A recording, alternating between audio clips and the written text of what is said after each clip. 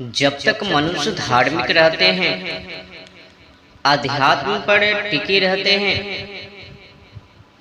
सतमार्गों पर चलता है, तभी तक राज्य बढ़ता रहता है। और जब मनुष्य दुष्टाचारी होते हैं, दुराचारी बन जाते हैं, अध्यात्म से दूर हो जाते हैं, सतमार्गों पर से भटक जाते हैं, तब नष्ट भ्रष्ट हो जाता है। महान विद्वानों को, विद्या सभा अधिकारी धार्मिक विद्वानों को धर्म सभा के अधिष्ठाता और प्रशंसनीय धार्मिक पुरुषों को राजसभा के सभासद और सबके बीच में जो उत्तम पुरुष हो उसको राजा सभा का प्रतिरूप मान के सब प्रकार से उन्नति करे। तीनों सभाओं की सम्मति से राजनीति के उत्तम नियम और नियमों के अधीन सब लोग बढ़ते, सबके हितकारक कामों में सम्मति करे। सर्वहित करने के लिए परतंत्र और धर्मयुक्त कामों में जो जो निज के काम हैं उन में स्वतंत्र रहे। सह कुबेरा सह वरुणा सह महेंद्रा प्रभावतः। वह सभी राजा इंद्र विद्युत के तुल्य शीघ्र ऐश्वर्यकर्ता वायु के समान सबके प्राणवत प्रिय और हृदय की बात जानने हारा यम पक्षपात रहित न्यायाधीश के समान, अन्याय का निरोधक अग्नि के समान दुष्टों को भस्म करने हारा वरुण अर्थात बांधने वाले के सदृश दुष्टों को अनेक प्रकार से बांधने वाला, चंद्र के तुल्य श्रेष्ठ पुरुषों को अन्नदाता धनाक्षय के समान कोषों का पूर्ण करने वाला सभापति होवे, जो सूर्यवत प्रतापी सबके बाय और भीतर मनों को अपनी तेज से तपाने हारा, जिसको पृथ्वी में करकरी दृष्टि से देखने को कोई भी समर्थ न हो, और जो अपने प्रभाव से अग्नि वायु सूर्य सोम धर्म प्रकाशक धनवर्धक दुष्टों का धनन करता बड़े ऐश्वर्य वाला होवे, वही सभा अध्यक्ष सभेश होवे। सह राजा पुरुषो दंडः सह नेता शासिता च सह चतुरा मनास्मानः च धर्मस्य प्रतुभा अस्मृतः। दंडः शास्ति पर्जः सर्वः दंड एवाभिरक्षति। दंडः सुप्तेषु जागृत दंडम धर्मं विदुर्बुधा। समीक्षा स धृतः सम्यक् सर्वः रन जयति पर्जः। सूचिना सत्सन्धेन यथा शास्त्रानुसारिणा प्रेणितुं शक्यते दंडः सुसहायेन धीमतः। जो दंड है वही पुरुष राजा, वही न्याय का प्रचार करता और सबका शासन करता, वही 4 वन और 4 आश्रमों के धर्म का प्रतिभू अर्थात जमीन है। वही प्रजा का शासन करता, सब प्रजा का रक्षक, सोते हुए प्रजास्थ मनुष्य में जागता है। इसीलिए बुद्धिमान लोग दंड ही को धर्म कहते हैं। जो दंड अच्छे प्रकार विचार से धारण किया जाए तो वह सब प्रजा को आनंदित कर देता है, और जो बिना विचारे चलाया जाए तो सब ओर से राजा का विनाश कर देता है। बिना दंड के सब वर्ण दूषित और सब मर्यादा छिन्न भिन्न हो जाए। दंड के यथावत ना होने से सब लोग उथल पुथल का प्रकोप हो जावे। जहाँ कृष्ण वर्ण रक्त नेत्र भयंकर पुरुष के समान पापों का नाश करने हारा दंड विचारता है, वह प्रजा मोह का और मोह माया को प्राप्त ना होके आनंदित होती है। परंतु जो दंड का चलाने वाला पक्षपात रहित विद्वान हो, तो जो उस दंड का चलाने वाला सत्यवादी विचार के करने हारा बुद्धिमान धर्म अर्थ और काम की सिद्धि में पंडित राजा है, पंडित राजा कहलाता है। उसी को उस दंड का चलाने हारा महान विद्वान लोग कहते हैं। जो दंड को अच्छे प्रकार राजा चलाता है, वह धर्म अर्थ और काम की सिद्धि से बढ़ता है। और जो विषय में लंपट गंजेरी भांगेरी इत्यादि विशुद्ध टेढ़ा ईर्ष्या करने हारा शूद्र नीच बुद्धि न्यायाधीश राजा होता है, वह दंड से ही मारा जाता है। जब दंड बड़ा तेजो के में है, उसको अविद्वान और धर्मात्मा धारण नहीं कर सकता। तब वह दंड धर्म से रहित कुटुंब सहित राजा का ही नाश कर देता है। क्योंकि जो अप्त पुरुषों के सहाय विद्या सुशिक्षा के रहित विश्व में आसक्त मूढ़ हैं, वह न्याय से दंड को चलाने में समर्थन कभी नहीं हो सकता। और जो अपवित्र आत्मा सत्चार और सत्पुरुषों की संगी यथावत नीति शास्त्र के अनुकूल चलने हारा श्रेष्ठ पुरुषों के सहाय से युक्त बुद्धिमान है, वही न्याय रूपी दंड को चलाने में समर्थन होता है। इसीलिए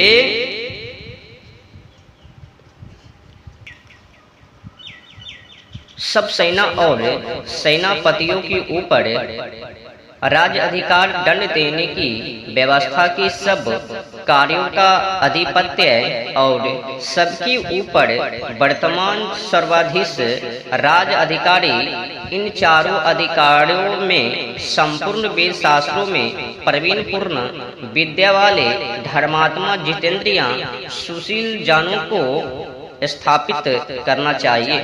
अर्थात मुख्य सेनापति, मुख्य राजाधिकारी, मुख्य न्यायाधीश, प्रधान और राजा, ये चार सब विद्याओं में पूर्ण विद्वान होने चाहिए।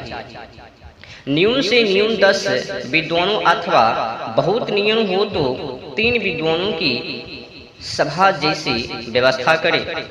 उस धर्म अर्थात व्यवस्था का उल्लंघन कोई भी ना करे। इस सभा में चारों वेद, न्याय शास्त्र, निरुक्त धर्मशास्त्र आदि के वेता विद्वान सभासद हो, परंतु वे ब्रह्मचारी, गृहस्थ और वानप्रस्थ हो। तब वह सभा की जिसमें 10 विद्वानों से न्यून न होने चाहिए। और जिस सभा में ऋग्वेद, यजुर्वेद, सामवेद के जानने वाले 3 सभासद होके व्यवस्था करे, उस सभा की हुई व्यवस्था को भी कोई उल्लंघन न करे। यदि एक अकेला सब वेदों का जानने हारा द्विजों में उत्तम सन्यासी जिस धर्म की व्यवस्था करे, वही श्रेष्ठ धर्म है। क्योंकि अज्ञानों के सहस्त्रों लाखों और करोड़ों मिलने के जो कुछ व्यवस्था करे, उसको कभी ना मानना चाहिए। जो ब्रह्मचार्य, सत्भाषण आदि व्रत, वेद विद्या व विचार से रहित जन्म मात्र से शुद्धवत वर्तमान है, उन सहस्त्रों मनुष्य के मिलने से भी सभा नहीं कहती। अविद्या युक्त मूर्ख, वेदों के ना जानने वाले मनुष्य इस धर्म को कहे, उसको कभी ना मानना चाहिए। क्योंकि जो मूर्खों के कहे हुए धर्म के अनुसार चलते हैं, तो उनके पीछे सैकड़ों करोड़ों प्रकार के पाप लग जाते हैं। इसीलिए तीनों अर्थात विद्या सभा, धर्म सभा और राजसभाओं में मूर्खों को कभी भर्ती न करे, किंतु सदा विद्वान और धार्मिक पुरुषों का स्थापन करे। और सब लोग ऐसे इंद्रियानम जय योगम राजा और राजसभा के सभासद तब हो सकते हैं कि जब चारों वेदों की कर्मोपासना ज्ञान विद्याओं के जानने वालों से तीनों विद्या सनातन नीति न्याय विद्याएं आत्मविद्याएं अर्थात परमात्मा के गुण कर्म स्वभाव स्वरूप को यथावत जानने वाला ब्रह्म विद्या और लोक से वार्ताओं का आरंभ कर कहना और पूछना सीखकर सभासद व सभापति हो सके। सब सभासद और सभापति इंद्रियों के जितने अर्थात अपने वश में रखने सदा धर्म में बढ़ते और अधर्म से हटे हटाए रहे। इसीलिए रात दिन नियत समय में योग अभ्यास भी करते रहे, क्योंकि जो जितेंद्रियां की अपनी इंद्रियों मन प्राण और शरीर प्रजा हैं, इस को जीते बिना बाहर की प्रजा को अपने वश में स्थापन करने को समर्थ कभी नहीं हो सकता। दृढ़ोत्साही होकर जो काम से 10 और क्रोध से 8 दुष्ट व्यसन की जिसमें फंसा हुआ मनुष्य कठिनता से निकल सके, उनको पर्यंत से छोड़ और छुड़ा देवे।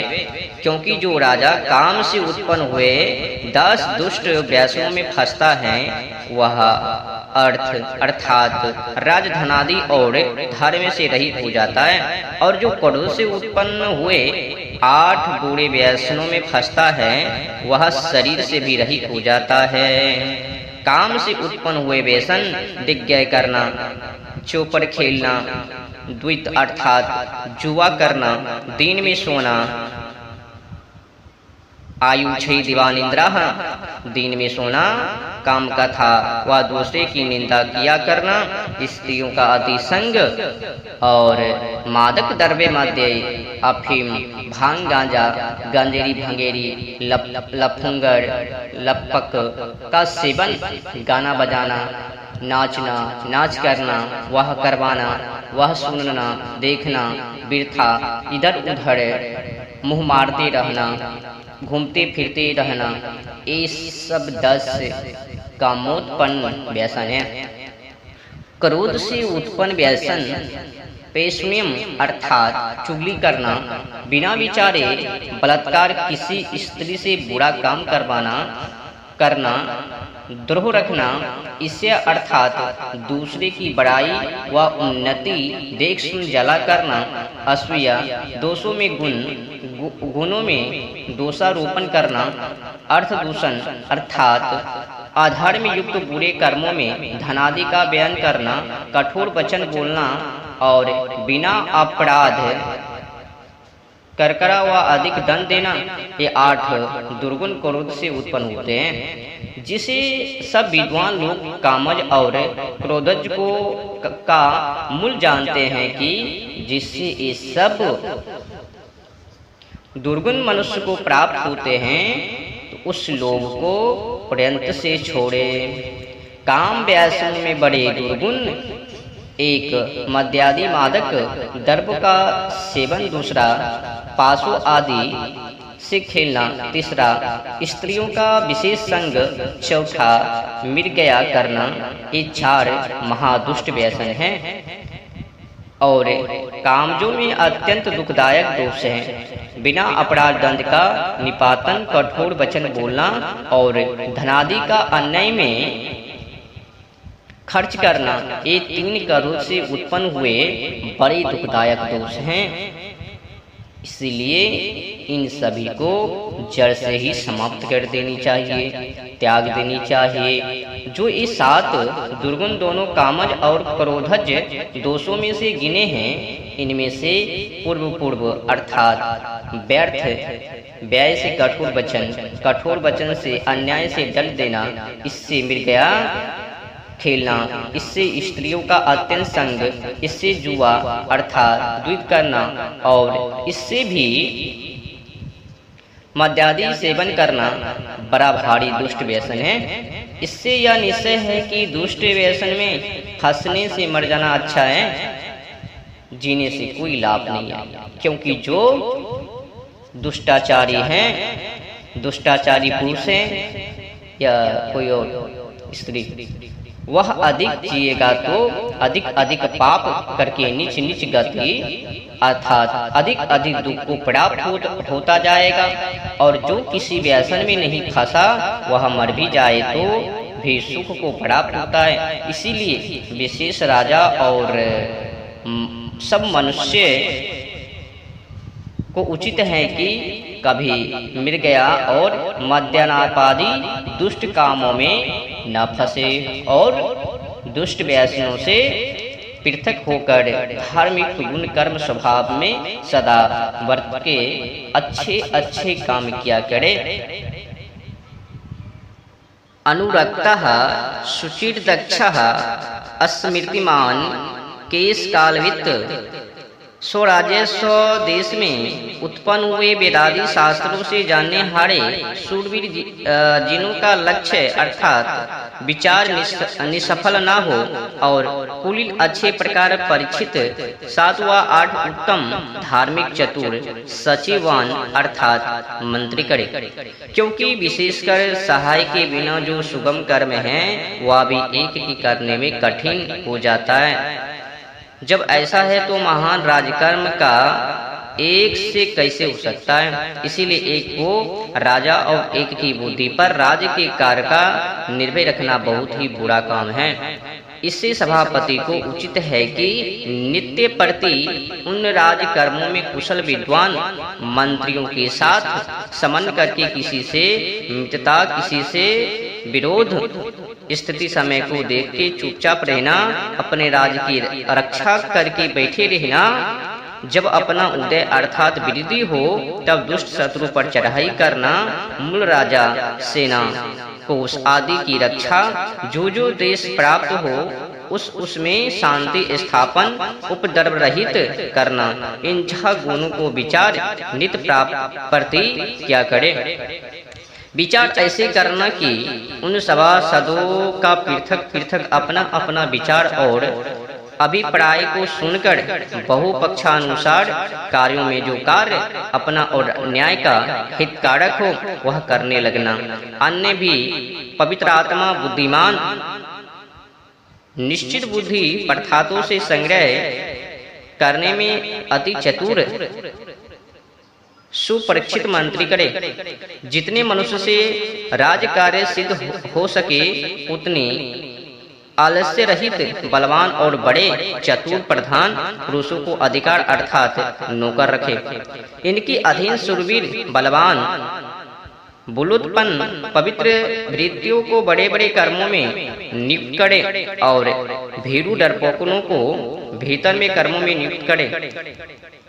प्रशंसित कुल में उत्पन्न चतुर पवित्र हाव भाव और चेष्टा से भीतर हृदय और भविष्यत में होने वाली बात को जानने हारा सब शास्त्रों में विद्यारत चतुर दूत को भी रखे।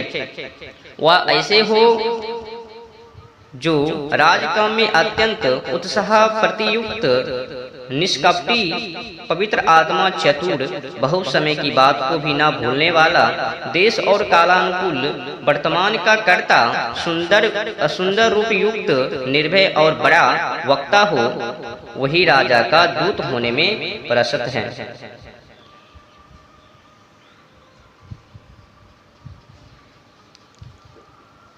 अमात्मये दंडा आयतो दंडे बेन इति क्रिया निपतो कोशराष्ट्रे च दूते संदे विपर्यो दूत एवि संधते।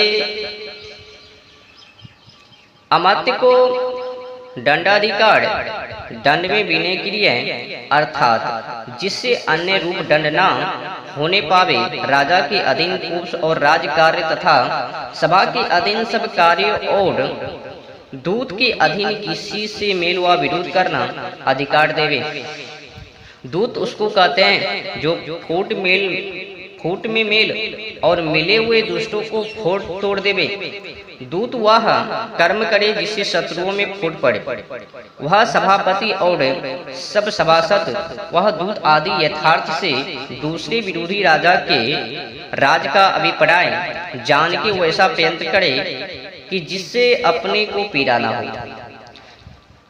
इसके के लिए सुंदर जंगल, धन्य युक्त देश में दुर्गम धनुर्धारी पुरुषों से गहन और मही दुर्गम मट्टी से किया हुआ अब दुर्गम जल से गिरा हुआ वक्षम अर्थात चारों वन निर्दुर्गम चारों ओर सेना रही, और गिरी दुर्गम अर्थात चारों ओर पहाड़ों के बीच में कोट बना के इसके मध्य में नगर बनावे और नगर के चारों ओर प्रकार प्रकोट बनवावे। और क्योंकि उसमें स्थित हुआ एक वीर धनुर्धारी शस्त्र युक्त पुरुष 100 के साथ और 100 10,000 के साथ युद्ध कर सकते हैं, इसीलिए दुर्गम का बनाना उत्तम है। वह दुर्ग शास्त्रार्थ धन धान्य वाहन ब्राह्मण को पढ़ाने हारे उपदेशक हो, शिल्पी कारीगर यंत्र नाना प्रकार की कला यवसेन चारा घास और जल आदि से संपन्न अर्थात परिपूर्ण हो। उसके मध्य में जल वृक्ष पुष्पादि युक्त सब प्रकार से रक्षित, सब रीतियों में सुख कारक श्वेत वर्ण अपने के घर जिसमें सब राज कार्य का निर्वाह हो वैसा बनवावे। इतना अर्थात ब्रह्मचारी से विद्या पढ़ के यहाँ तक कि राज काम करके रूप गुण सुरदंड युक्त हृदय को प्रिय बड़े उत्तम कुल में उत्पन्न सुंदर लक्षण युक्त अपने क्षत्रिय कुल की कन्या जो कि अपने सौदृश विद्यादि गुण कर्म स्वभाव में हो उस एक ही स्त्री से विवाह करे, दूसरी सब स्त्रियों को आगामे समझकर दृष्टि से भी ना देखे। पुरोहित और ऋत्विज का स्वीकार इसलिए करे कि वे अग्निहोत्र और पछेष्टि आदि सब राजघर के कर्म में किया करे और आप सर्वदा राजकार्य में रहे, अर्थात यही राजा का संदोपासनादि कर्म है। जो रात दिन राजकार्य में प्रवृत्त रहना और कोई राजकाम बिगड़े ना देना, प्रजा के वार्षिक कर आप्त पुरुषों के द्वारा ग्रहण करे, और जो सभापति रूप राजा आदि प्रधान पुरुष हैं वे सब सभा वेदानुकूल होकर प्रजा के साथ पिता के समान बढ़ते।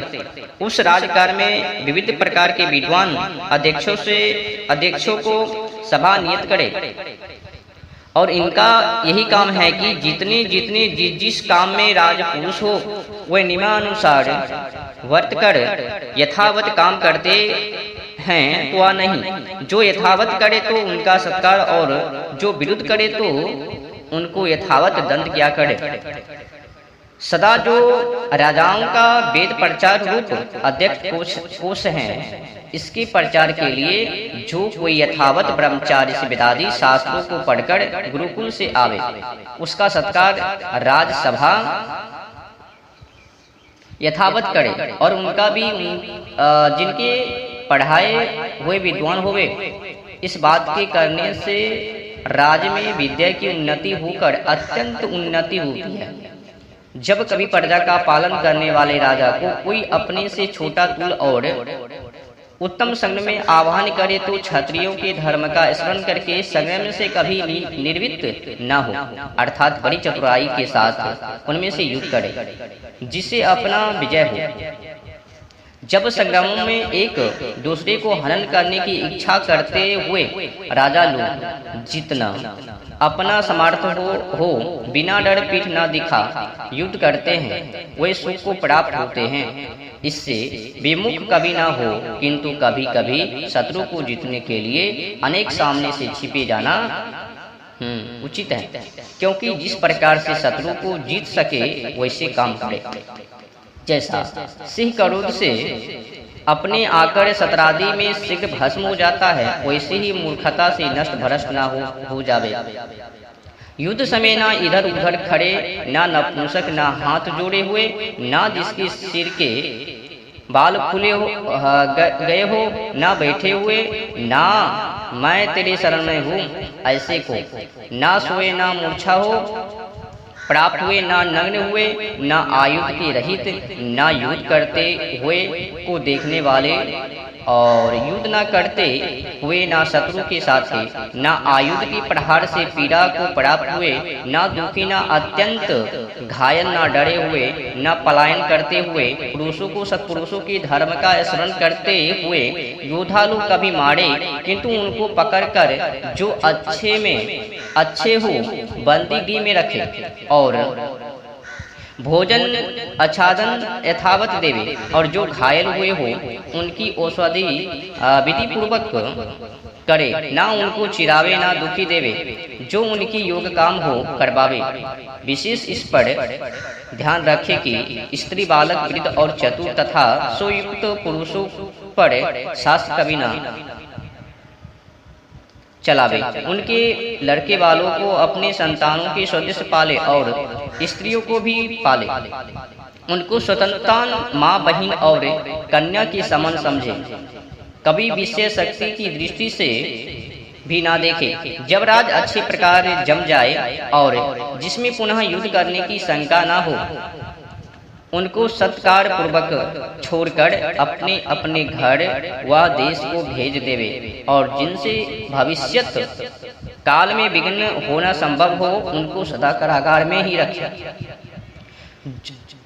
और जो पलायन अर्थात भागा और डरा हुआ फिर शत्रुओं की मारा जाए, वह उसके स्वामी के अपराध को प्राप्त होकर दंडनीय होवे, और जो उसकी प्रतिष्ठा है, जिसे इस लोक और परलोक में सुख होने वाला था, उसको उसका स्वामी प्राप्त होवे। जो भागा हुआ मारा जाए, उनका सब पुण्य फल उसके स्वामी को प्राप्त होता है, और भागे हुए की जो प्रतिष्ठा है वह सब नष्ट हो जाए, और उस